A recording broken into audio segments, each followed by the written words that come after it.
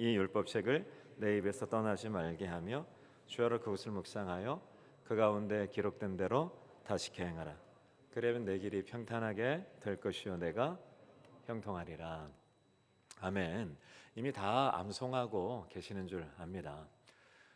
여호수아가 모세의 시중으로 그렇게 섬기다가 이제 드디어 그가 이스라엘의 지도자가 됐습니다. 하나님께서는 맡겨준 역할이 좀 다른 것 같습니다. 하나님이 모세를 통해서는 그들을 애굽에서 불러내시고 그리고 광야에서 신앙훈련하게 하신 이후에 이제 여호수아를 통해서 아주 진군하는 하나님의 나라의 그 모습을 여호수아를 통해서 하나님께서 보여주시는 것 같아요. 그런데 오늘 본문을 보면 아주 독특한 구절이 앞에 좀 나옵니다. 특히 1절 3절을 보면 내가 모세에게 말한 바와 같이 너희 발바닥으로 밟는 모든 것은 모두 내가 너희에게 어떻게 했다고 표현합니까? 주었다. 이게 미래입니까? 과거입니까? 과거형이죠. 끝난 거죠. 주었다는 거죠. 하나님이. 아니 모세 이후에 여호수아를 통해서 하나님이 지도자로 삼으시면서 그 이스라엘 백성들이 하나님의 나라를 굳건히 세워나가는 그 모든 일을 함에 있어서 이미 하나님이 주었다는 겁니다. 이미 과거형으로 표현되어 있습니다. 그리고 4절도 역시 마찬가지입니다.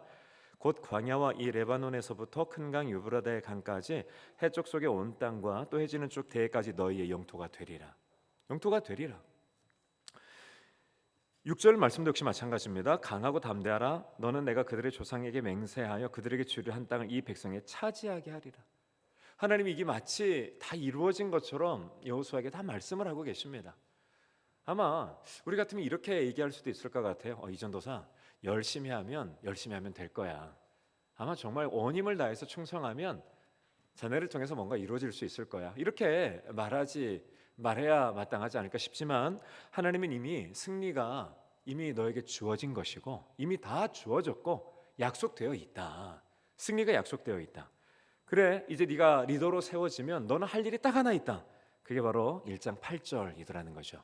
이 율법책을 내 입에서 떠나지 말게 하려. 주야로 그것을 묵상하여 그 안에 기록된 대로 다 지켜 행하려. 그리하면 내 길이 평탄하게 될 것이며 내가 형통하리라.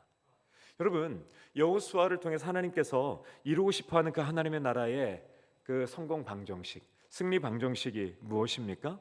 우리의 힘과 능력이 아닌 하나님이 승리를 다 주시고 우리는 오직 그 하나님의 말씀을 듣고 순종하여서 그 길만 계속 따라가기만 하면 된다라는 거죠. 된다라는 겁니다. 여러분 이 원리를 절대 잊지 마시기를 바랍니다. 우리 전도사님 택하셔서 하나님이 부르셨다면 이 전사님, 우리 전사님을 보내시는 그 곳에 하나님의 나라는 이미 승리가 보장된 것입니다. 보장되어 있습니다. 그러면 이 승리를 내가 맛보며 내 사역 가운데에서 하나님의 축복으로 누리게 하는 방법은 무엇입니까? 하나님의 말씀 1장 8절 말씀처럼요 율법책을 내 입에서 떠나지 않게 하는 겁니다. 하나님의 말씀이 계속 내 생각과 모든 것들을 지배하도록 계속 하는 겁니다. 묵상합니다. 그리고 그 안에 기록된 대로 다 지켜 행하는 겁니다. 좌로나 우로나 치우치지 않는 겁니다. 좌로 치우치는 것은 어찌 보면 하나님이 말씀하지 않는 것을 뛰어넘어가서 그것을 내가 무언가 만들어 보려고 하는 것일 수 있어요. 하나님이 말씀하지 않은 그 천국을 내가 묘사해 보려고 하는 겁니다. 마치 천국을 내가 갔다 왔다고 말하면서 그 천국이 이러하다고 어떠하다고 그것을 하나님께서 밝히시지 않았는데 그것을 내가 막 밝혀내려고 합니다. 어쩌면 치우친 것일 수 있습니다. 또 치우치지 못한 게 뭐가 있습니까? 하나님이 말씀하신 것을 온전히 순종하지 못하는 것도 역시 치우치는 겁니다. 이런 부분에 있어서 좌로나 우로나 치우치지 말고 하나님이 말씀하신 것 붙잡고 계속 그 말씀 따라 행하기를 날마다 지켜 행하라는 거죠. 그러면 어떤 일이 벌어집니까? 하나님이 너를 통해서 일하심의 결과들이 네 인생 가운데 너 사역 가운데 풍성하게 드러날 것이다. 이걸 1장 8절에서 여호수아에게 약속해주고 있더라는 거죠. 사랑하는 여러분, 하나님이 우리를 먼저 부르십니다. 택하십니다. 하나님께서 우리를 부르시고 우리를 강력하게 쓰실 때가 있습니다. 하나님이 아브라함을 부르시고 모세를 부르시고 그 아브라함을 강력하게 드러내시고 쓰실 때가 나이가 창세기 12장에 보면 75세 때입니다. 하나님의 말씀에 완전히 사로잡혀 있을 때입니다. 예수님의 제자들 역시 마찬가지고요. 자, 그렇다면 하나님이 우리를 부르시는 그 근거는 무엇일까요? 하나님의 은혜입니다. 전적인 하나님의 은혜입니다. 전적인 은혜. 나를 구원하시니 하나님의 은혜이고 또 나를 하나님의 종으로 불러주시니 전적인 은혜입니다. 우리 마태복음 20장에 보면 그 포도원의 비유가 있죠. 이른 아침에 그 포도원 주인이 나가서 한 사람과 한 데나리온 주기로 하고 그를 데려옵니다. 3시에 나갑니다. 6시에 나갑니다. 9시에 나갑니다. 11시에 나갑니다. 우리나라 시간으로 9시, 12시, 3시, 5시죠. 자, 이때에 그들의 삶의 가치는 어디에 있습니까? 노동력이 증명되는 것이 자신의 정체성이며 또 자신의 행복입니다. 나를 많이 누가 찾아주면 그게 행복이었죠. 그런데 오후 5시가 되도록 어느 누구도 나를 불러주지 않는 그 일꾼들이 있었습니다. 자, 집에 못 돌아갑니다. 왜 못 돌아갈까요? 빈손으로 어떻게 돌아갑니까? 지금 제가 저희 성도님들 신방하는 특별한 방법 말씀을 드렸는데요. 제가 어떤 성도님하고는 이 성도님하고는 하루 같이 새벽에 일터에 같이 나가기로 약속을 했어요. 집사님, 우리 새벽에 일찍 한번 노동 시간에 같이 나가자고. 그리고 계속 그곳에 살면서 우리가 그곳에서 하나님을 높이고 우리가 하나님이 하듯이 한번 일하면서 그리고 그 모든 일당은 또 우리 유학생들에서 마음껏 한번 드려보자고 약속을 했습니다. 그리고 내기를 했습니다. 누가 먼저 팔려가는지 한번 따져보자고. 집사님이 먼저 팔려가는지 내가 먼저 막 팔려가는지 한번 보시자고 그렇게 약속을 하고 지금 기다리고 있는데요. 여러분, 이때는 바로 그 노동력이 빨리 팔려가는 것이 그의 존재의 가치였습니다. 자, 5시 못 들어갑니다. 왜요? 집에서 나를 어떻게 볼까? 시장에서 전전긍긍합니다. 어쩌면 바둑을 두고 있을 수도 있고요. 어쩌면 한켠에 숨어가지고 누가 나를 알아볼까 봐 숨어서 막 이렇게 시간만 가기를 해가 지기만을 간절히 바라면서 그렇게 있고 있는 그 사람들이었을 겁니다. 주인이 찾아가서 그 사람에게 얘기합니다. 저희 포도원에 빨리 들어오시라고, 빨리 들어와서 일 좀 해달라고 불렀죠. 여러분, 자, 5시에 부름받은 자, 포도원에 들어가서 일을 할 때 어떤 마음으로 일할 것 같습니까? 어떤 마음으로 일할 것 같습니까? 아니, 나를 불러줬어. 나를 1시간 남은 그 시간 어떻게 일할 것 같습니까? 이 주인이 너무 감사한 거예요. 그냥요. 나 같은 자를 불러주셔서 일을 맡겨준 것이 감사해서 계속 은혜로 그를 감당합니다. 그냥 감격과 감사 속에서 그를 감당합니다. 여러분, 제일 먼저 부름받은 그 일꾼은 어떻게 감당할까요? 자기는 자격이 있다고 생각합니다. 나를 역시 잘 알아봤어. 이 주인의 눈은 역시 반듯해. 내 존재를 이렇게 잘 알아보다니. 내가 그래도 이 일터에서 좀 쓸만한 일꾼이야 라고 아마 생각하며 계산하며 일했을 겁니다. 그런데 문제가 언제 터집니까? 이 주인이 품삯을 계산할 때입니다. 늦게 온 자로부터 한 데나리온씩은 주기 시작했어요. 자, 여러분, 늦게 온 자가 한 데나리온 받을 때 그 한 데나리온 받음이 이 사람에게 어떠할 것 같습니까? 아니, 제가 지금 1시간 일했는데 한 데나리온 정도밖에 안 됩니까? 요즘 Z세들은 그렇게 얘기할 겁니다. 우리 총장님의 판공비 한번 따져보시죠. 그것 좀 공개해 주실 수 있습니까? 라고 요구할 수 있을 겁니다. 그런데 이 한 데나리온, 이 받는 5시에 들어와서 일하고 있는 이 사람은 어떻게 이걸 받을 것 같습니까? 그냥 감사와 감격인 거예요.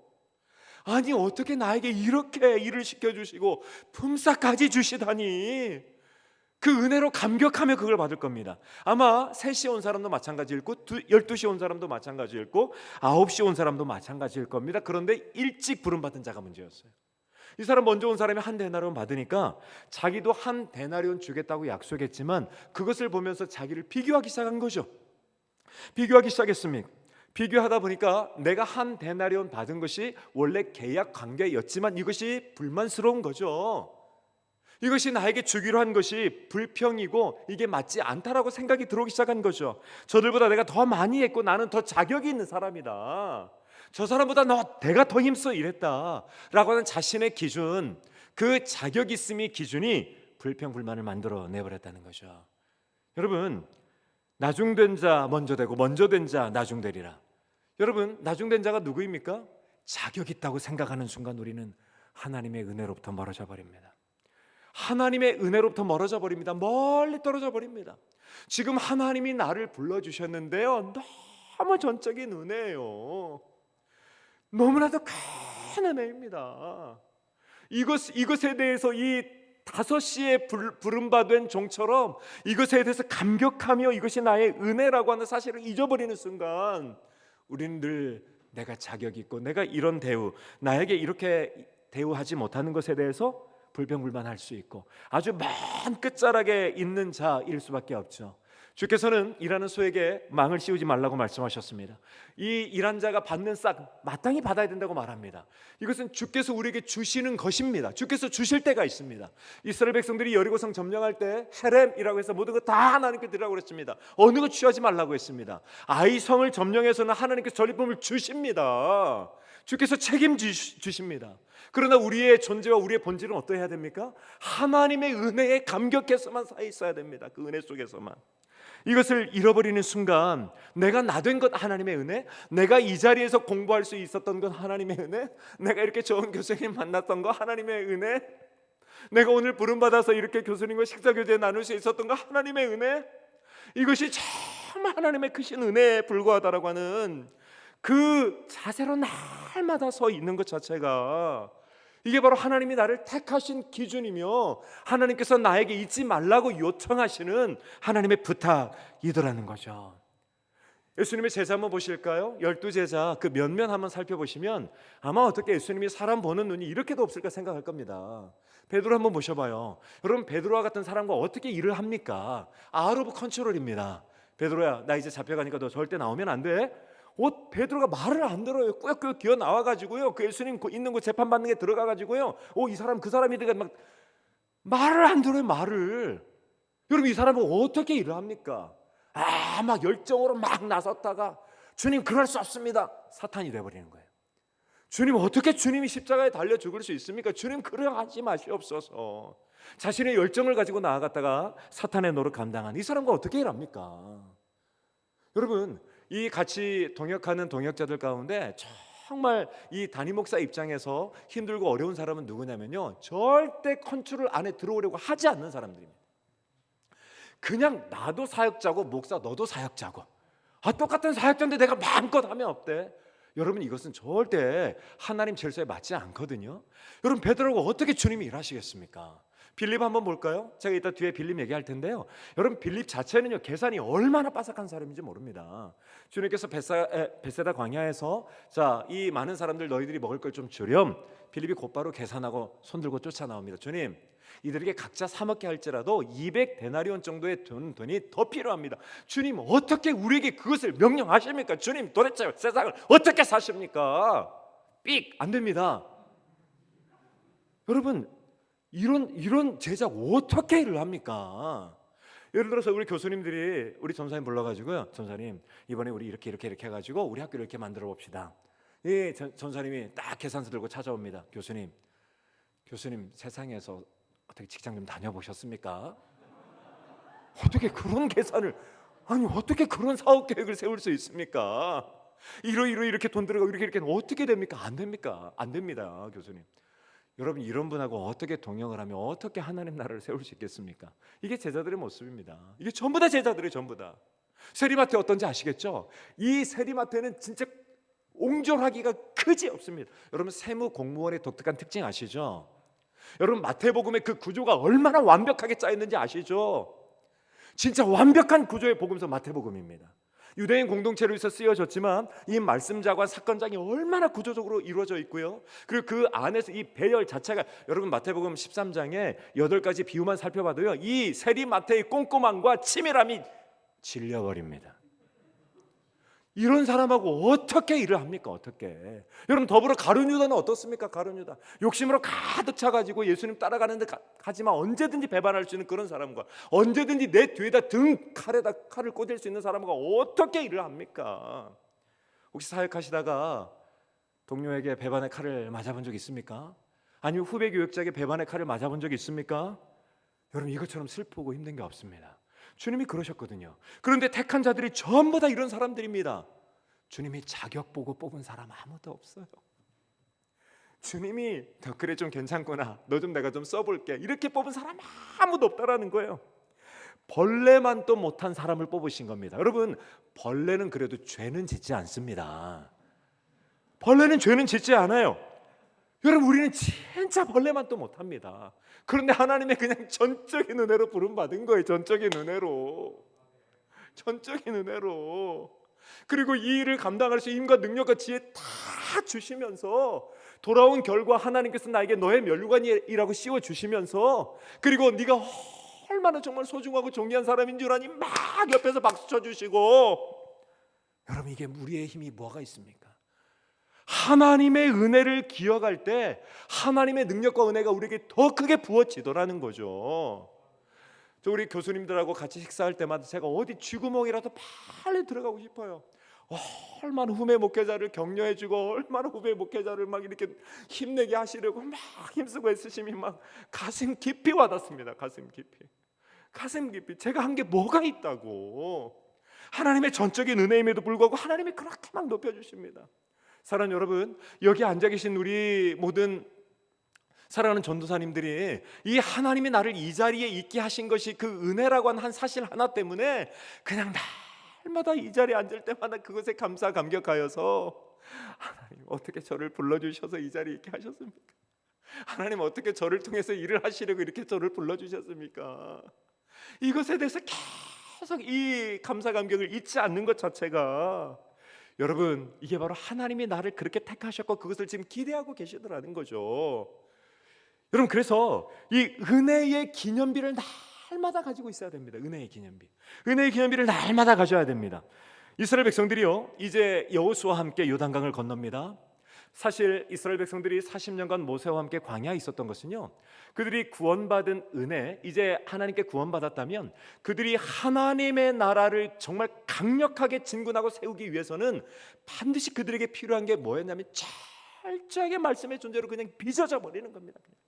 그래서 그들이 광야로 하나님이 인도하신 것은 그곳에서 사람이 떡으로만 사는 게 아니고, 하나님의 백성들은 오직 말씀 하나 붙잡고 그 말씀 순종하며 그 말씀 따라가면 주께서 우리의 모든 것 다 책임지시며 그 말씀이 우리 인생을 통해서 놀랍게 역사하심을 확실하게 믿는 백성으로 빚으시기 위함이었어요.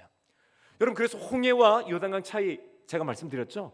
홍해는 그들은 원망하고 불평하는 자리에 있었습니다. 왜요? 그들이 진토의 양난에 서 있었거든요. 여러분, 이 다윗의 시 가운데 마스길이라고 하는 시가 있거든요.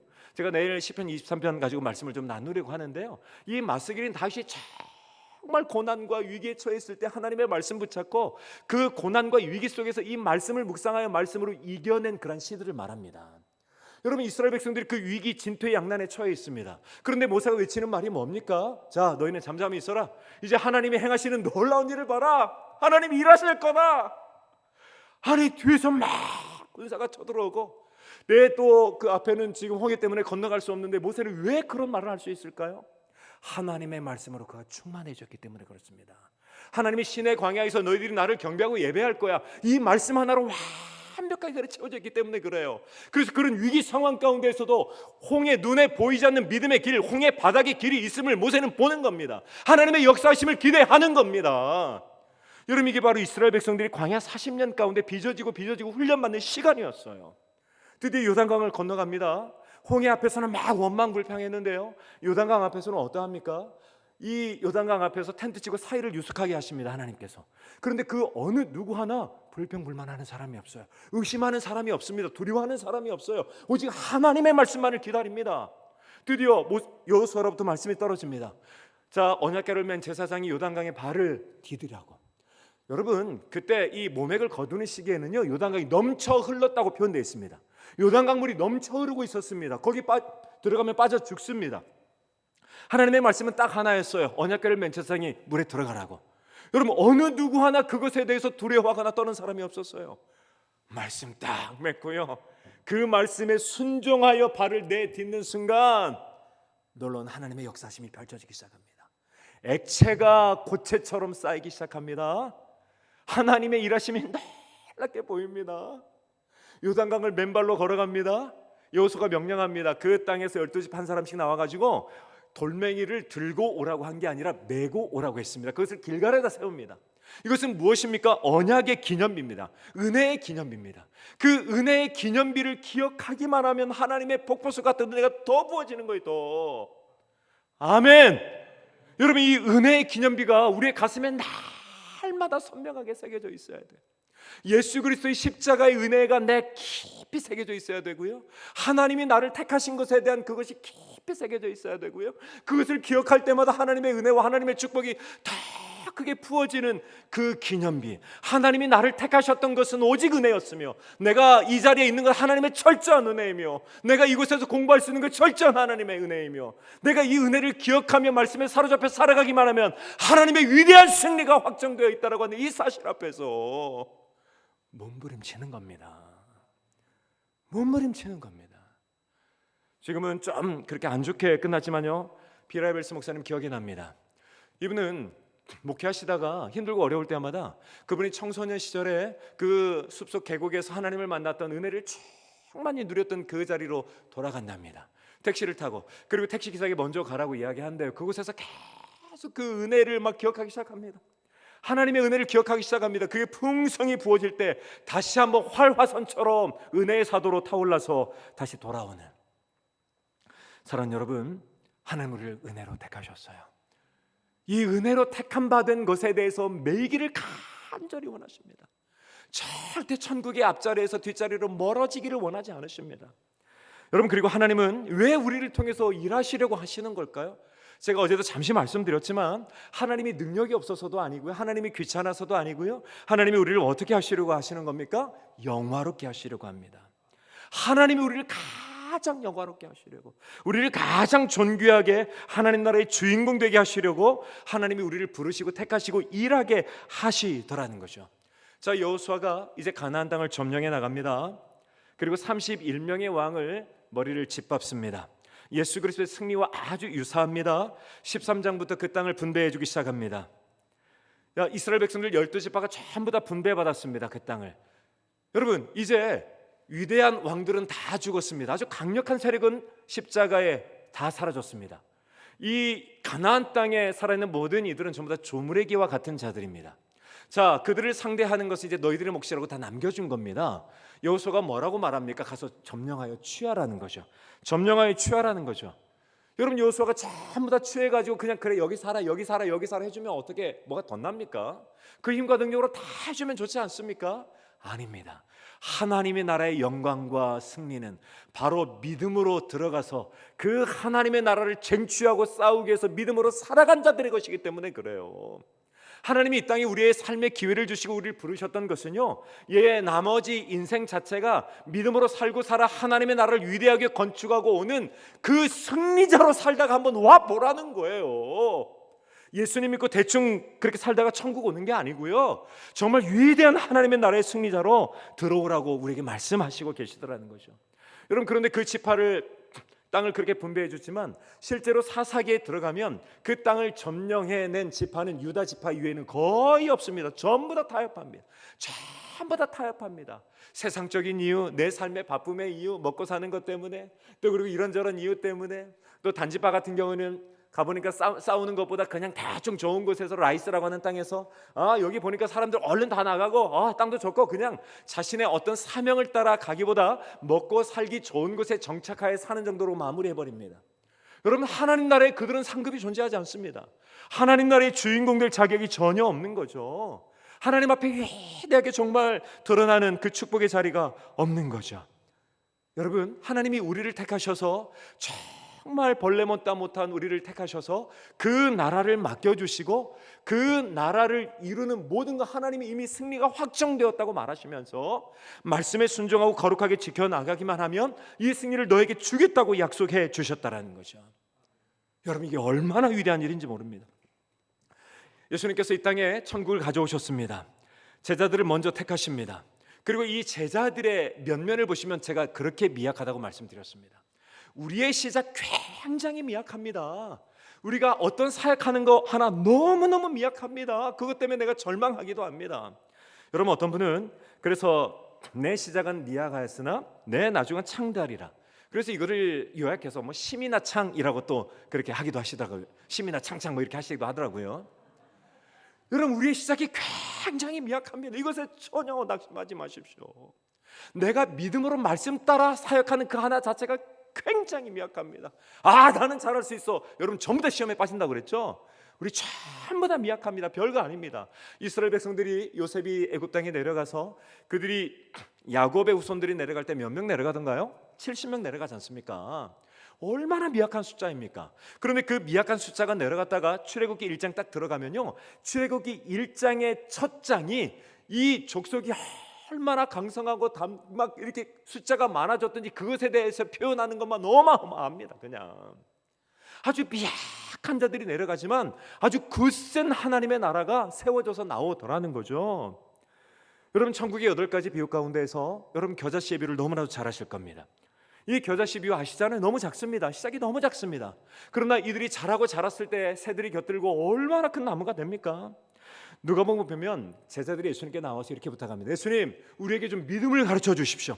어떻게 우리의 믿음이 커질 수 있습니까? 어떻게 커질 수 있습니까? 예수님이 제자들에게 이렇게 말합니다. 얘들아, 너희들이 겨자씨 같은 믿음만 있다 하더라도, 겨자씨 같은 믿음만 있다 하더라도 뽕나무더러 뽑히라고만 뽑힐 것이다. 그리고 또 심지어 뽑힌 뽕나무 다시 바다에 심기우라 명령, 바다에 또 심기울 것이다.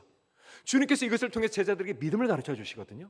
여러분, 겨자씨 같은 믿음이 어떤 겁니까? 내가 하나님의 말씀 하나 붙잡고요, 이 여호수아 1장 8절 말씀처럼 이 말씀을 붙잡고 주야로 묵상하고 그 말씀대로 날마다 지켜 행하며 따라가기로 내가 살아가는 그 하나의 순종의 믿음을 말합니다. 이거 하나를 말합니다. 이거 하나. 이게 얼마나 미약한지 몰라요. 여러분, 그런데 이 시작 하나가 어떤 결과를 가져오냐면요, 여러분, 저는 어렸을 적에 저희 부모님이 시골에서 뽕나무 키워가지고 누에 키워가지고 중학교 학비에 대주셨어요. 그래서 그때 저녁이 되면 뽕나무 막 누에 밥 줘야 되고요, 그리고 누에 고추가 되면 그거 실어가지고 장에다 내다 팔기도 하고요, 그런 일 많이 했거든요. 뽕나무의 특징을 잘 압니다. 뽕나무는 절대 농약 치는 곳 가까이 있으면 안 됩니다. 누에가 다 죽어버립니다. 뿐만 아닙니다. 뽕나무 뽕잎이 너무 좋으면 사람들이 도둑질 하기도 합니다. 지켜야 돼요, 밤에 실제로. 그런 일은 막 벌어졌습니다. 그런데요, 뽕나무가 좋지 않으면 나무를 교체해야 되거든요. 뽕나무를 뽑아야 됩니다. 여러분, 뽕나무 뿌리가 얼마나 깊이 박혔는지 몰라요. 뽕나무 뿌리가 뽑히는 것 자체가 쉽지가 않습니다. 그런데 내가 하나님의 말씀 따라서 이 여호수아 1장 8절 말씀처럼 이 율법책을 내 입에서 주야로 떠나지 않게 하고 주야로 묵상하여 그 가운데 다 지켜 행하라. 그러면 내 길이, 내가 그 말씀 따라서 행했던 그 겨자씨 같은 믿음 하나가 뽕나무 뿌리가 통째로 뽑혀지는 하나님의 역사심이 일어날 수 있다라는 겁니다. 그리고 그 뽕나무가 심지어 이것보다 더 큰 하나님의 일, 바다에 심기우라 하면 심겨질 것이라는 거예요. 여러분, 이게 믿음으로 살아가는 사역자들을 통해 주께서 일하시는 방법입니다. 그래서 누가복음 8장 15절에요, 여러분, 하나님 나라의 확장을 예수님께서 씨 뿌리는 자의 비유로 표현하시거든요. 네 개의 밭이 있지 않습니까? 여러분, 그런데 누가복음 8장 15절에서는 이것을 이렇게 표현합니다. 좋은 땅에 있다는 것은 착하고 좋은 마음으로 말씀을 듣고 지켜 인내로 결실하는 자니라. 여러분, 하나님의 이 좋은 땅, 하나님의 위대한 나라가 펼쳐지는 그 특징이 어떤 특징이냐면요, 말씀에 대해서 좋은 땅입니다. 좀 착하고 좋은 마음으로 라고 하는 것은 어떤 거냐면, 저는 지금도 기억이 나요. 아마 지금 합신의 여러분들의 선배이신데요, 제가 선교단체에서 말씀을 전할 때입니다. 그런데 그 청년이 딱 들어오는 거예요. 들어와서 앉아서 예배를 드리는데요, 제가 충격을 받았습니다. 하나님의 말씀을 그냥 있는 그대로 스펀지로 흡수를 하는 거예요. 저건 나는 아는 말씀, 이게 아니고요, 그 말씀을 그냥 그대로 막 스펀지처럼 받아 앉아 있는 거예요. 말씀을 전하는 내내 제 마음 가운데에서 저 사람은 하나님의 사람으로 키워야겠다, 저 사람은 정말 하나님의 종이 되게 하면 좋겠다. 끝나서 제가 바로 가서 인사를 했고요, 거기 제가 바로 제안했습니다. 나랑 같이 성경 공부하자고. 곧바로 성경 공부해가지고 사역자가 돼버렸어요. 그가 좋은 전공 다 버리고 사역자가 됐지 얼마나 사역을 잘 감당하는지 모릅니다. 착하고 좋은 마음이라고 하는 것은 하나님의 말씀을 대하는 나의 태도를 말합니다. 하나님의 말씀을 대하는 나의 태도입니다. 여러분, 우리가 설교자가 하나님의 말씀을 대하는 태도가 각양각색입니다. 어떤 설교자들은 말씀을 가지고 놀려고 합니다. 말씀을 가지고 막 놀려고 해요. 유의의 대상으로 말씀을 삼습니다. 또 하나님의 말씀을 마치 내가 이렇게 할 수 있는, 여러분, 설교자는 하나님의 말씀을 날마다 받들어야 돼요. 날마다 하나님의 말씀을 받들고 그 말씀이 말씀하시기를 깊이 착하고 좋은 마음으로 계속 기대하며 말씀을 듣기를 원하는 거죠. 그리고 이 말씀, 착하고 좋은 마음으로 말씀을 들었다면 말씀을 듣고 지키는 겁니다. 말씀을 듣고 계속 내 삶 가운데 지켜내는 겁니다. 그것을요, 날마다 아무리 작은 말씀 하나라도 크게 듣는 거죠. 왜요? 내가 하나님을 사랑하기 때문에 그래요. 여러분, 제 아내와 사이가 조금 안 좋을 때는요, 아내가 아무리 큰 소리로 말해도 안 듣습니다. 깊은 사랑 가운데 빠지면요, 아내가 작은 목소리로 말해도 그게 천둥처럼 들려옵니다.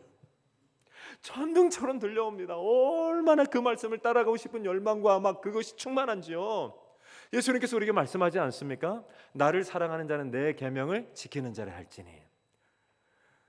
나를 사랑하는 자는 아버지께 사랑을 받을 것이요 나도 그를 사랑하여 그에게 나를 나타내리라. 여러분, 이 하나님의 말씀을 듣고 막 지키려고 몸부림치는 겁니다. 그리고 말씀을 듣고 지키는 것 자체가, 여러분, 이 말씀을 지키기 때문에 나에게 고난과 핍박과 여름이 엄청 찾아옵니다. 이게 말씀으로 살아가는 자들의 특징입니다. 말씀의 사람이라고 하는 이유만으로 어려움이 찾아옵니다. 말씀의 종이라고 하는 이유만으로 찾아옵니다. 그때 어떻게 해야 됩니까? 인내하는 거죠. 계속 말씀을 지키고 서 있는 겁니다. 견인불발이라고 하는 사자성어 아시죠? 한번 넣었으면 절대 빼지 않는 겁니다. 내가 하나님의 말씀을 듣고 지켜 좌우로 치우치지 아니하고 따라가기로 했다면 계속 말씀을 뿌리를 내리고 내 발을 빼지 않는 거죠. 그때 어떤 일이 벌어집니까? 결실이 나기 시작합니다.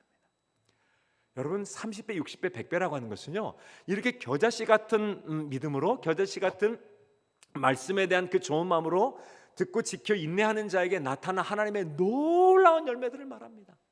하나님의 형통케 하심, 하나님께서 일하게 하신 이 결과들이 상상할 수 없는 일들이 펼쳐집니다. 아멘. 이게 여호수아의 승리 방정식이었어요. 이게 여호수아가 가나안 땅을 점령해가는 방정식이었습니다. 여러분, 그래서 바울 사도가 에베소서 1장 18절을 보면요, 에베소 교회 성도들을 향하여 간절히 기도합니다. 에베소서 1장 초도에서 하나님이 우리를 택하신 이유들을 막 설명합니다. 이 구원의 복음에 대해서 이야기하려고 하다 보니까 바울 사도가 너무 감격해서 찬송하리로다 안에 넣어놓고 막 하나님의 구원의 경영을 펼쳐갑니다. 그러다가 내가 너희를 위해서 기도 좀 하고 싶다, 내가 너희를 위해서 제발 좀 기도하고 싶다. 에베소 교회 성도들이 여러분 예수님을 안 믿는 자들이 아닙니다. 그래서 그 기도 내용이 막 풀어져 갑니다. 대표적인 그 기도 내용 제가 하나 알려드리겠습니다. 말씀하겠습니다. 1장 18절 바울 사도가 이렇게 기도합니다. 너희 마음눈을 밝히사 그의 부르심으로 소망이 무엇이며 성도 안에서 그 기업의 영광의 풍성함이 무엇이며. 자, 하나님이 너희를 부르신 소망이 무엇인지 제발 좀 알기를 원한다. 그리고 그 소망을 이루며 살아가는 자가 될 때 하나님이 우리에게 주시는 기업이 얼마나 영광스럽고 풍성한지 제발 좀 내가 알기를 원한다. 왜 그럴까요? 이것을 보기만 하면 까무러쳐 버리기 때문에 그래요. 이것을 믿음으로 보기만 하면 지금 살아가는 삶 자체가 온전히 이곳에 철저하게 맞춰져 있고요, 이것을 이루며 살기 위해서 온 힘과 능력을 다하기에도 부족한 것을 알기 때문에 그렇습니다. 사랑하는 여러분, 하나님이 우리를 왜 부르셨습니까? 우리 연약하고 보잘것 없고 아무것도 없는 자 하나님이 왜 은혜로 우리를 왜 택하셨습니까? 하나님이 우리를 통해서 주님께서 남겨주신 그 과업, 하나님의 위대한 나라 우리에게 맡겨주신 거 아니겠습니까?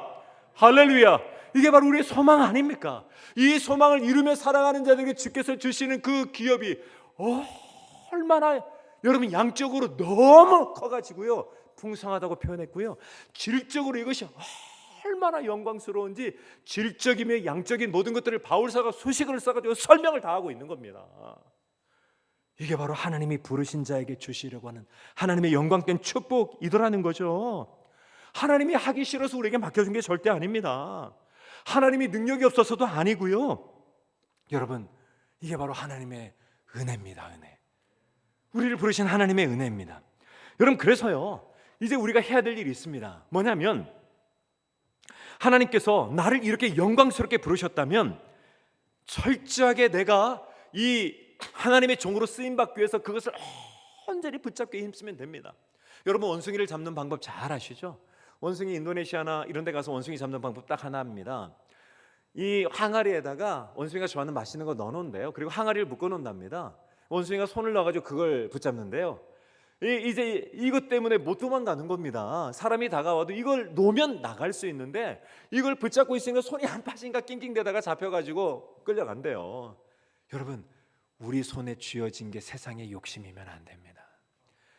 우리가 손에 붙잡으려고 하는 것들이 하나님의 말씀 위의 것이 되면 절대 안 됩니다. 절대. 우리가 붙잡으려고 하는 것이 하나님의 은혜 아니면 절대 안 됩니다. 절대로. 여러분, 제가 어제도 말씀드렸지만 하나님께서 택한 자에게는 반드시 하나님이 함께 하시며 증거를 줍니다. 이렇게 말씀으로 살아간 자에게 하나님은 반드시 증거를 주십니다. 모세에게 증거를 2가지 주셨다고 제가 말씀드렸고요, 아브라함에게도 주셨습니다. 그 놀라움의 연합군 318명 데리고 와서 다 무너뜨렸습니다. 예수님의 제자들도 마태복음 10장 1절에 보면 그들을 통해 주께서 함께 하시며 증거들을 다 주셨습니다. 오늘날 우리에게 주께서 함께 하시며 증거를 주십니다. 성령이 나에게 충만하게 주시는 감동이 막 넘쳐나는 거, 내가 널 택했어, 내가 너와 함께 할 거야 주시는 증거입니다. 어떤 상황 속에서 내 영혼이 침체되냐고 기쁨 가운데 넘쳐나는 거, 하나님 주신 증거입니다. 예수 그리스도의 사랑이 나에게 충만하게 펼쳐지는 거, 하나님의 증거입니다. 여러분, 이 증거를 우리에게 주셔서 하나님이 함께 하심의 역사를 반드시 승리한다라고 말씀해 주십니다. 여러분, 기드온이 하나님의 말씀을 들었습니다. 기드온아, 너를 통해서 미디안 족속 40년 압제 가운데 자유케 하겠다. 말씀을 들었지만 확신이 없었어요. 기드온이 뭐 요구합니까? 증거 요구합니다. 그 양털 손뭉치 증거 요구하잖아요. 이 증거로 말미암아 기드온이 승리에 사로잡힙니다. 승리에. 할렐루야. 열심히 해야 승리하는 게 아니고요, 하나님이 승리를 주셨구나, 하나님이 구하시겠구나, 하나님이 나를 통해 일하시는구나, 사로잡혀 버립니다. 그때부터 계속 하나님이 말씀하시는 것만 따라갑니다. 그냥 계속 말씀하시는 것만 따라갑니다. 여러분, 기도원의 300용사 전부 다 그렇게 무장된 자들입니다. 여러분, 물 떠먹는 거, 여러분 이거 그냥 물 하나 정력, 지금 배고프니까 막 물만 떠먹는 게 아니고요, 아무리 그렇게 목말라도 나의 사명을 잊지 않고 내가 지금 싸움의 군사로 나간 존재라고 하는 정체성을 잊지 않고 아무리 목이 말라도 살짝 적시는 그 자들 300명을 찾으십니다. 여러분, 하나님께서는요 이런 자들을 통해서 반드시 승리하십니다. 반드시 승리하십니다. 위대한 승리가 약속되어 있습니다. 여러분, 그리고 하나님께서 이렇게 부르신 자들 어떻게 하십니까? 하나님이 반드시 책임지십니다. 반드시 책임지십니다. 주께서 아브라함을 부르셔서 족과 롯과 다툼이 일어났죠. 목자들이. 그때 아브라함이 모든 거 다 내어줍니다. 왜 그럴까요? 아브라함은 정확히 봤기 때문에 그래요. 하나님이 나에게 주시려고 하는 건 이 정도가 아니다. 이 정도가 아니다. 그리고 다 양보합니다. 전부 다 양보합니다. 여러분, 하나님의 사람은 이 성품 자체가 온유해야 됩니다. 온유한 자 자체는 단지 착하고 친절한 그 정도가 아니고요, 그냥 철저하게 하나님의 성품으로, 하나님의 말씀으로 길들여지고 변화된 성품의 사람이에요. 여러분, 이런 사람은요 세상의 모든 거 다 내어줍니다. 다 내어줍니다. 여러분, 그때 땅을 차지했다면 평생 기업이 물려받기에 다 충만한 땅입니다. 그것에 대해서 욕심 갖지 않습니다. 그런 것에 대해서 욕심내지 않습니다. 여러분, 이 하나님께 부름받은 자의 사명이 있는 자들은요 그거 가지고 다퉈서 그거 나의 것으로 찾으려고 하지 않습니다. 저희 집에 아버지께서 저에게 유산을 하나 물려주셨습니다. 저는 결혼할 때 정말 아무것도 없어가지고요, 저 선교단체 선배님에게 400만 원 빌려가지고 결혼식 치렀습니다. 저희 장인어른, 지금 한양교회 원로 목사님이신 이 자리를 비워서 감사드립니다. 아무것도 없는데 딸을 내어주셨어요. 진짜 아무것도 없는데 지금 너무 감사해요. 진짜 이것도 하나님이 나에게 베푸신 은혜구나. 너무 감사해요. 그냥요. 저희 아버님이 저에게 남겨주신 게 어떤 거냐면요, 산 하나 남겨주셨어요. 산. 여러분, 산 놀랍지 않습니까? 부럽죠? 아버지가 너 빨리 이전하라고, 이거 가지고서 빨리 이전하라고. 아버지 알겠습니다. 일단 아버지에게 순종하겠습니다. 그리고 그걸 가지고 와가지고요, 우리 형님, 제일 어려운 형님 한 분에게 전화해서, 형님 이렇고 저렇고 한데 그냥 형 나한테 주민등록등본 한 통만 보내봐. 왜? 그냥 보내봐. 안 보내겠대요. 괜찮다고. 그 다음 형님에게 또 전화해서, 형님 그냥 보내시라고. 뭔데 그냥 보내보시라고. 근데 그분은 보내주셨어요. 얘기도 않고 그냥 그분에게 다 이전해드렸습니다. 그것 하나 때문에 하나님의 나라를 잃고 싶지가 않습니다. 그깟 몇 천만 원 가지고 하나님의 나라 잃고 싶지 않습니다. 그게 뭐라고? 그게 뭐라고? 여러분, 아브라함의 이 목자와 조카 롯의 목자가 다퉜잖아요. 아브라함이 불러가지고 다 양보합니다. 왜요? 이 온유한 자는요, 본인이 붙잡아야 될 게 뭘지를 정확하게 보고 있습니다. 다 내어줘도 괜찮습니다. 그런데 그가 정말 붙잡아야 될 게 나타나면요, 정말 날쌘 사자처럼 꽉 붙들어맵니다. 그리고 절대 발을 빼지 않습니다. 그곳에서 하나님의 말씀에 순종하고 하나님의 뜻이 이루어지기까지 그냥 끝까지 붙잡고 갑니다. 그 밤에 하나님이 나타나 주시죠. 아브라함아, 너 참 잘했다. 내가 너의 상급이 되어주마. 내가 너의 재산이 되어줄게. 여러분, 아브라함에게 최고의 재산은 바로 하나님이었던 거예요. 하나님을 꽉 붙잡는 겁니다. 여러분, 너희는 먼저 그의 나라와 그의 의를 구하라. 여러분, 이 세상에 구하는 모든 거 다 그거 놔두는 겁니다. 그냥 하나님의 나라 세우기 위해서 꽉 붙잡는 겁니다. 그냥 하나님의 나라를 세울 수만 있다면 어떤 대가를 지불하고라도, 기드온의 300 용사가 굶어 죽어가면서도 그 기드온의 왕 쫓아가가지고 계속 그렇게 결국 이루고야 마는 것처럼 끝까지 하나님의 나라를 추구하기 위해서 내 모든 것 다 내어주며 갑니다. 주께서 내 삶 모든 거 다 책임지십니다. 할렐루야. 저는 우리 교회 모든 부서들은요, 아주 구체적으로 하나님의 나라를 세우는 도구들을 정확하게 갖기를 원합니다. 유치부 전도 안 합니까? 유치부 전도 해야 됩니다. 어떻게 전도합니까?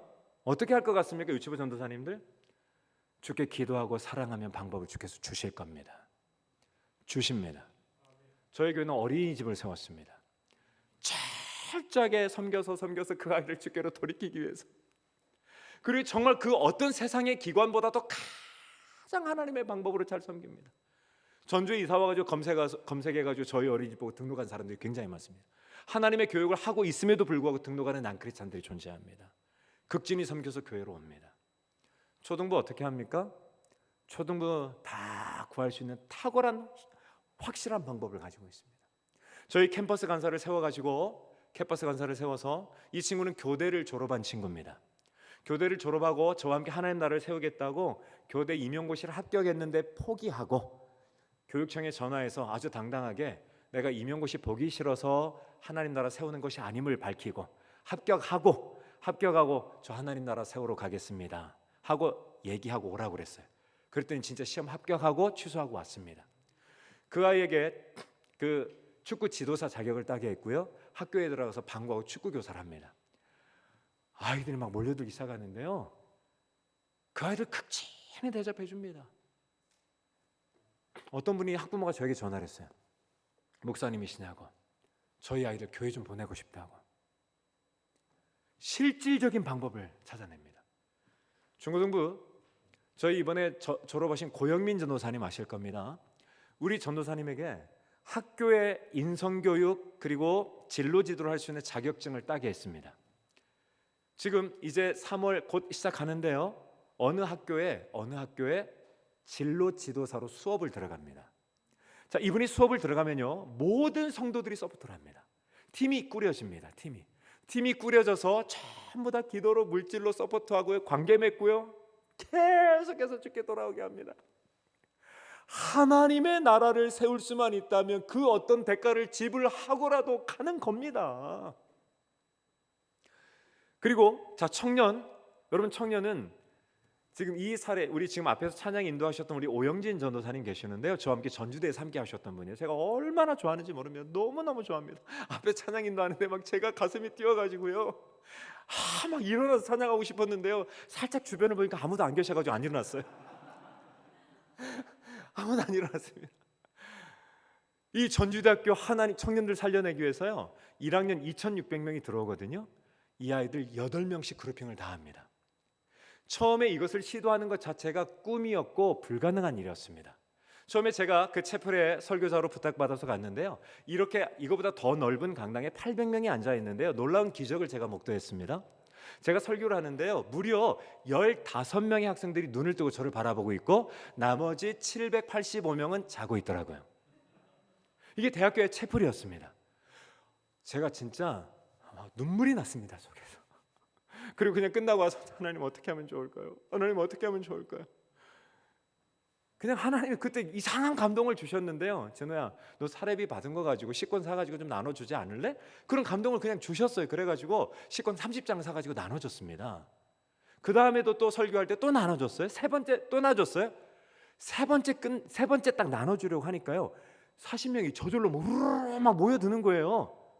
막 저절로 모였어요. 그래서 이렇게 제안했습니다. 혹시 너희들 내가 나와 같이 한번 만나서 이렇게 소그룹으로 모임을 하면 채플이 패스될 수 있도록 한번 내가 이렇게 해볼 텐데 너희들 한번 해볼래? 그랬더니요, 30명이 신청을 하더라고요. 그래서 그 30명을 6그룹으로 나눠서 일주일에 이제 만나기 시작했습니다. 점심 대접을 계속 하고요, 같이 당구 치고 놀고요, 그리고 나머지 10주간 성경 공부 4번 했습니다. 30명 중에 20명이 죽게 돌아왔어요. 20명이 내가 목사님 믿는 예수님 믿고 세례받겠다고 다짐을 했어요. 그리고 학교에서 이 사례를 알고 저를 이제 스카웃 해가셨어요. 스카웃 해가셔서 채플 하는 역할을 맡겨주셨는데요, 다 채플이 그랬거든요. 그래서 한 두 채플만 그렇게 이제 그룹핑을 해서 한번 맡겨봤습니다. 벌집을 쑤셔놓은 거예요. 그냥 가만히 쉬었다 가는 곳이었는데 왜 우리를 그룹핑해서 서로 얘기하고 소개하고 와가지고 또 하게 하냐고 막 그러면서 난리가 나가지고요, 얼마나 한 학기 내내 진짜 공격당했습니다. 진짜 너무너무 공격을 많이 당했습니다. 심지어 인권위에 제소당하기도 했습니다. 인권위에 제소당하면 그 학생 상담해줘야 되거든요. 그 상담 결과를 또 보내줘야 되거든요. 근데 상담하는데 이 학생은 무엇 때문에 저를 제소했냐면요, 그 채플 시간에 동성애 이렇게 얘기했다고, 이것이 하나님이 기뻐하지 않는 거라고 얘기했다고 저를 제소했습니다. 학생 만나서 얘기하는데요, 이 학생이 저에게 얘기하더라고요. 교수님은 인간의 존엄을 짓밟는 나쁜 사람이라고. 그래 학생? 그러면 학생의 생각에 인간의 존엄은 어디에 있는 것 같아? 그때까지 제가 참 이렇게 성품을 잘 다스리면서 점잖게 물어봤습니다. 인간의 존엄이 지켜지려면 인간이 하고 싶은 대로 놔두라는 거죠. 동성애를 하든 짐승과 놀아나든 소아성애를 하든 놔두라는 거예요. 이게 인간의 존엄이라는 거죠. 제가 그때는 제가 정말 죄송합니다, 처음으로 거룩한 분노가 진짜 이거 너무 화가 나는 거예요. 너무 화가 나는 거예요. 제 눈빛을 보고 그 학생이 일어나서 문을 꽝 닫고 나가버리더라고요. 한 학기 동안 하나님 앞에 기도하기 시작했어요. 주여, 이거 어떻게 해야 됩니까? 이 학생들 살려내야 되는데. 계속 새벽마다, 내일 말씀드려야 될 건데 미리 말씀드렸네요. 하나님이 인도하시거든요. 계속 기도하며 나아가면 하나님이 지혜를 주십니다. 진호야, 이제 대학교에 막 들어온 대학교 1학년을 데리고 하면 되잖아. 걔들은 고등학교 4학년이야. 걔들은 고등학교 4학년에 채플 아무것도 몰라. 새벽 기도 끝났는데 너무 기쁜 거예요. 그래가지고 담당하시는 실장님 찾아갔어요. 선생님, 우리 1학년 데리고 합시다. 그랬더니 이분이 막 앞장서가지고 막 장소 만들어. 그래가지고요, 2,600명 들어오는데 그 아이들 다 그룹핑을 해가지고 지역교회 360명 리더가 들어와가지고요, 불처럼 섬기기 시작하는 거예요. 청년들이 살아나기 시작합니다. 여러분, 주께서 우리에게 보내신 그 자리, 승리의 자리인 줄 믿습니다.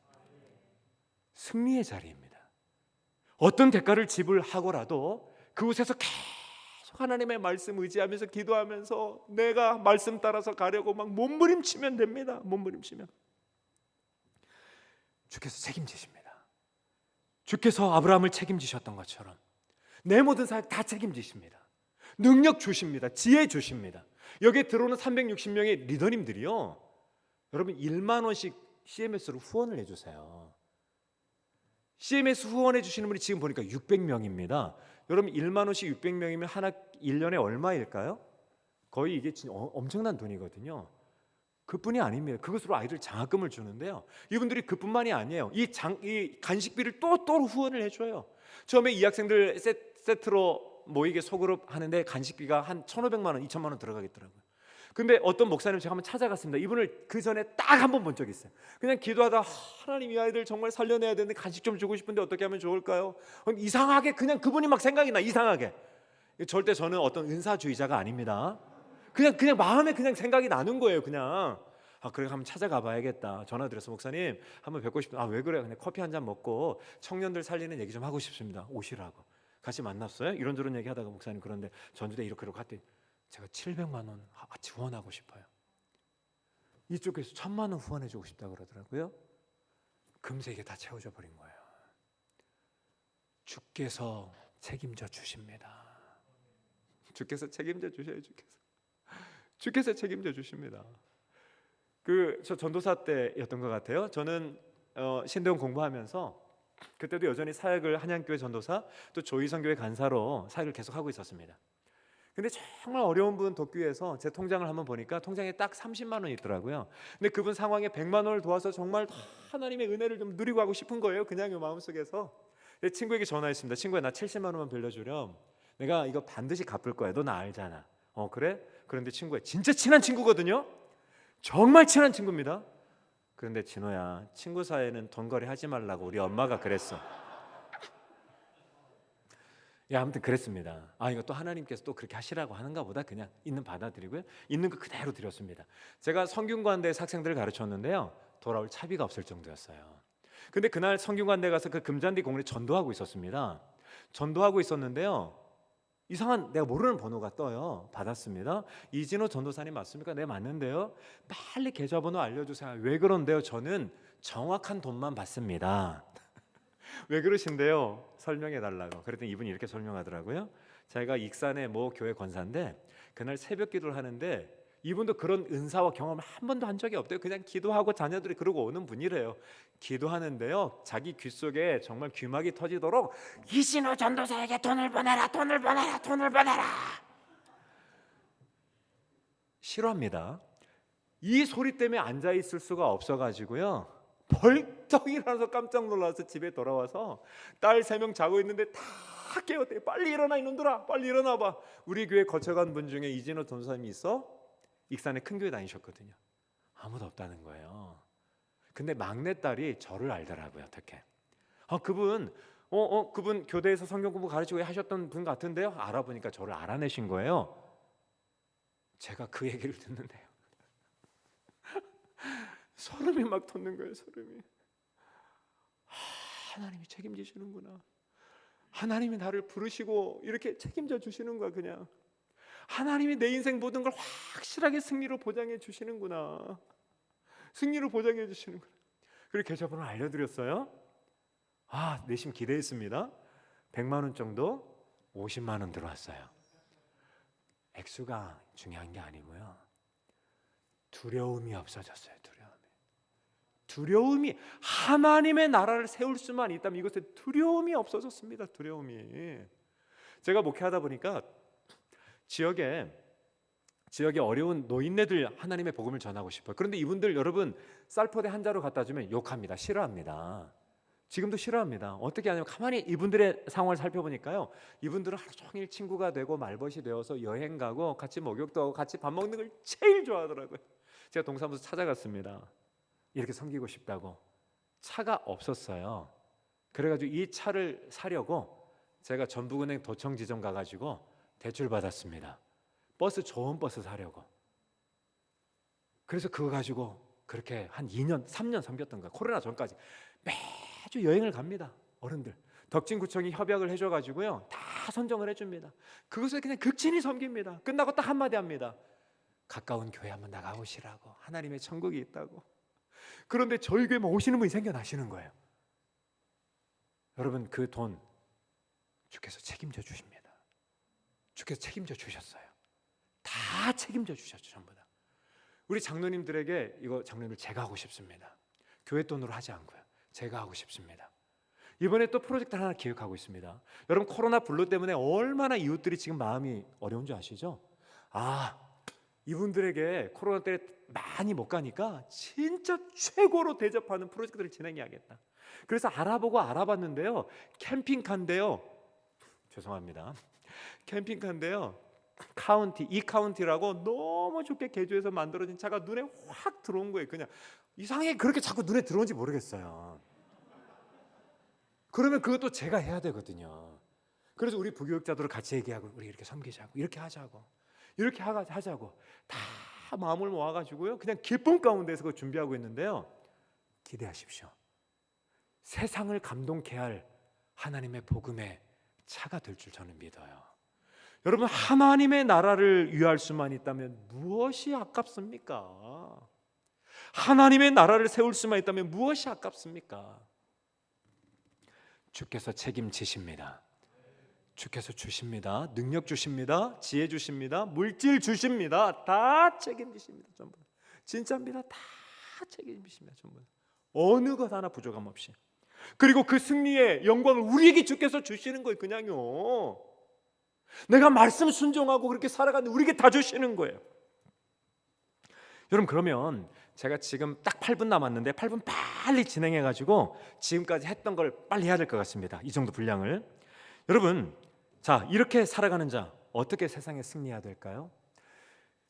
말씀을 철저하게 그 말씀에 순종하고 말씀을 날마다 따라하기 위해서 그냥 몸부림을 쳐야 됩니다. 첫 번째입니다.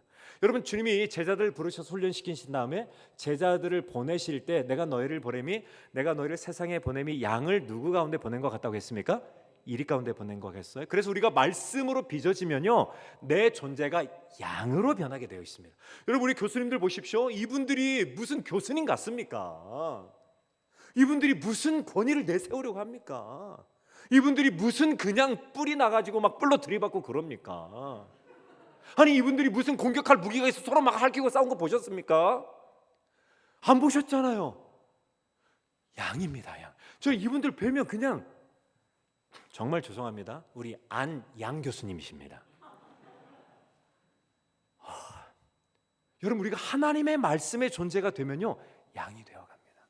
다 빠져나갑니다. 내 공격무기 빠져나가고 뿔 빠져나가고요, 아무것도 남지 않아요. 오직 하나님밖에 없어요. 자, 어떻게 이자가 세상에 나갑니까? 자, 내가 너희를 보냄이 이리 가운데 보냄. 세상은 일이라는 거죠. 우리가 구해야 될 세상은 일이고 우리가 하나님의 나라를 세워야 될 그 땅은 이리가 득실거리는 땅이라는 거죠. 그런데 그렇게 나가는데요, 자, 너희를 그래서 뱀처럼 뭐 하라고요? 지혜롭고 비둘기처럼 뭐 하라고요? 뱀처럼 지혜로우라고 하는 것은요, 하나님의 말씀으로만, 하나님의 말씀의 지혜로만 가지라는 거예요. 말씀의 지혜. 세상에 얄팍한 술수 쓰지 말라는 거예요. 저는 정치하는 분들 보면 충격을 받습니다. 충격을 봐요. 진짜 소름이 돋아요. 소름이 돋아요. 어떻게 목사이신 분이 어떻게 세상의 지혜를 가져올 수 있을까? 충격을 받습니다. 하나님의 지혜로 가득해요. 여러분, 이게 세상에 여러분 이게 통하지 않을 것 같죠? 이 지혜로 가득 차면 주가 일하십니다. 주가 일하십니다. 주. 여러분, 비둘기처럼 순결하라고 하는 건 어떤 걸까요? 나를 그렇게 거룩으로 빚으라는 거예요. 제가 오늘 아침에 여러분 이 말씀을 하려고 시험에 대해서 얘기를 했거든요. 저는 오늘 저녁에 철저하게 우슬초로 회개해야 될 제목 하나가 또 생겨났어요. 아침에 밥을 먹는데 우리 김 교수님과 같이 식사를 하는데요, 거기 맛있게 생긴 생선이 나왔던 거예요. 한 개만 가져가라고 써 있더라고요. 근데 한 개를 딱 집었는데 하나가 딸려온 거예요. 붙어 있었던 거예요. 저 이거 이렇게 해석했습니다. 이거 하나일 거야. 그냥 하나라고 그냥 따라온 걸 거야 라고 가져왔습니다. 그거 먹는데 내내 그게 걸리는 거예요. 그게 진짜로. 이거 분명히 2개였는데 내가 그렇게 해석한 거야. 그게 지금 걸려가지고요, 오늘 저녁에 그거 하나 때문에 저 눈물 흘려야 됩니다. 진심입니다. 저 오늘 눈물 흘릴 겁니다. 그것 때문에. 주님, 제가 이것을 제가 저를 속였습니다. 저를 합리화시켰습니다. 여러분, 하나님의 능력의 도구, 하나님의 능력을 주께서 일하셔서 이렇게 승리의 확정을 우리에게 이루게 하시는 분은 하나님의 뱀처럼 지혜로운 말씀을 가지고 따라가려고 날마다 나를 거룩으로 지켜내서 그렇게 따라가기만 하면 하나님의 위대한 승리를 주시겠다는 거예요. 위대한 승리를. 여러분, 그래서 여호수아가 가나안 땅에 들어가서 길갈에 들어가자마자 그곳에서 했던 게 뭡니까? 무엇 행해라고요? 할례 행하라고 말하잖아요. 길갈에서 할례 행하라고 말하잖아요. 굴러갔다 그 뜻, 할례 행하라고. 진짜 하나님께서 거룩한 백성으로 그 땅에 들어가서, 그래서 아이성에 실패한 이유가 뭡니까? 거룩을 그들이 잃어버렸기 때문에 실패하지 않습니까? 그들이 하나님의 말씀하고 거룩으로 지켜내기만 하면 그냥 말씀 순종하여 여리고성을 도는데 그 어마어마한 여리고성이 통째로 무너져 버려요. 그들의 힘과 능력이 아니에요. 이 방법으로 주께서 승리케 하시겠다라는 겁니다. 그래서 이 말씀을 알고 있는 종은 어떻게 살아가는 줄 아십니까? 누가복음 12장 37절, 저는 이 누가복음 말씀 묵상하면서 한 5구절 암송했는데요. 주인이 와서 깨어있는 것을 보면 그 종들은 복이 있으리로다. 내가 진실로 너에게 이르노니 그 주인이 띠를 두르고 그 종들을 자리에 앉히고 나와 수종들리라. 여러분, 주인이 가면서 종에게 맡겨놓습니다. 그 사명을 맡겨줬어요. 거룩하고 말씀 따라라. 날마다 말씀을 따르기 위해서 몸부림치고 거룩하게 해서 몸부림쳐라. 근데 종이 주인이 없는데 너무 그 사명을 잘 감당하는 겁니다. 깨어있는 겁니다. 여러분, 깨어있다라고 하는 것은 무슨 말인 줄 아십니까? 날마다 말씀과 기도에 사로잡혀가지고 이 세상의 가치를 따르지 아니하고 하나님이 나에게 맡겨주신 사명 따라 이루기 위해서 날마다 긴장하며 살아가는 자를 말합니다. 날마다 긴장하며 살아가는 자, 날마다 긴장하면서 깨어있는 자죠. 잠든 자는 어떤 자입니까? 매너리즘에 빠져버리는 거예요. 대충 감당하는 겁니다. 대충 하는 겁니다. 그냥. 그런데 그렇게 살아가는 그 종, 주인이 왔을 때 그 종을 어떻게 하신 줄 아세요? 주인이 허리에 띠를 띠고 그 종을 자리에 앉히고 수종 들어준대. 수종. 하나님이 이런 종들을 그렇게 높여주시겠다라는 거예요. 내가 한 것이 없는데 하나님의 힘으로 감당했는데, 주께서 능력 주셨는데, 주께서 물질도 주셨는데, 나를 택하신 은혜로 택함 받았고 또 하나님의 은혜로 감당했고 모든 것 주님의 다 능력임에도 나를 그렇게 높이기 위해서 그렇게 나를 부르셨다는 겁니다. 아멘. 아멘이에요. 아멘. 여러분, 이게 우리들의 영광입니다. 이게 하나님의 약속입니다. 하나님의 약속. 제가 이 마지막 말씀을 빨리 읽고 마쳐야 될 것 같아요. 두려워 말라, 내가 너와 함께 함이니라. 놀라지 말라, 나는 내 하나님이 됨이니라. 내가 너를 굳세게 하리라. 참으로 너를 도와주리라.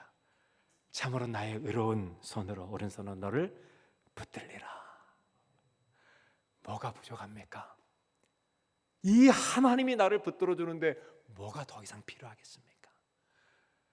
여러분, 우리의 사역의 길은 승리가 보장되어 있습니다. 아멘. 보장되어 있습니다. 여호수아에게 하셨던 1장 8절 말씀을 잊지 마십시오. 이 율법책을 내 입에서 떠나지 말게 하며 주야로 그것을 묵상하여 그 가운데 기록된 대로 다 지켜 행하라. 그리하면 내 길이 평탄하게 될 것이요 내가 형통하리라. 그냥 내가 원하는 대로 잘 된다는 뜻이 절대 아닙니다. 내가 구하는 거 그냥 쫙 나타날까, 그 말이 절대 아닙니다. 하나님이 나를 통하여서 얼마나 영광스럽게 그분의 일을 감당해 주시는지. 여러분, 코로나 시대 아닙니다. 절대 아닙니다. 하나님이 지혜 주실 겁니다. 하나님이 능력 주실 거고요. 이 시대에 엄청나게 하나님의 나라를 확장시켜 나갈 것입니다. 여러분, 가라지에 비유해서 악의 세력과 하나님의 나라가 같이 자라갈 겁니다. 이단의 세력도 지금 같이 자라가고 있습니다. 여러분, 신천지가 얼마나 줌을 통해서 강력하게 포교 활동을 하는지 모릅니다. 그 전보다 더 강력하게 하고 있습니다. 그러나 하나님의 나라는 더 강성하여 승리할 겁니다. 할렐루야. 우리 시간 같이 기도하길 원합니다. 살아계신 하나님 아버지, 감사합니다. 하나님, 5시에 부름받은 종입니다. 하나님의 은혜로 택하여 주셨습니다. 그리고 우리가 일할 때 하나님의 능력과 모든 것으로 다 책임져 주시겠다고 약속하셨습니다. 하나님이 힘 주셨음에도 불구하고 우리를 그렇게 높이시려고 하나님 우리를 그렇게 택하시고 부르셨습니다. 하나님, 이 영광과 감사를 날마다 하나님 앞에 돌려드리기에 부족함 없게 하여 주시옵소서. 이 은혜 속에서만 날마다 헤엄치게 하여 주시옵소서. 한순간이라도 이것을 놓치지 않게 하여 주시옵소서. 지금은 우리를 위하여 십자가의 물과 피를 흘려주신 예수 그리스도의 크신 은혜와 하나님 아버지 무한하신 사랑하심과 성령님의 내주하시고 감화 감동 교통하심이 오늘 말씀처럼 여호수아를 불러 하나님의 말씀을 주시고 내가 너에게 승리를 주셨다고 약속하심으로 그 말씀 따라 거룩하게 나아가기를 다짐하는 하나님, 우리 사랑하는 모든 학우들 머리 위에와 사랑하는 우리 교수님들 머리 위에 섬기시는 교회와 이 나라 위에 이제로부터 영원토록 함께 있을지어다. 아멘.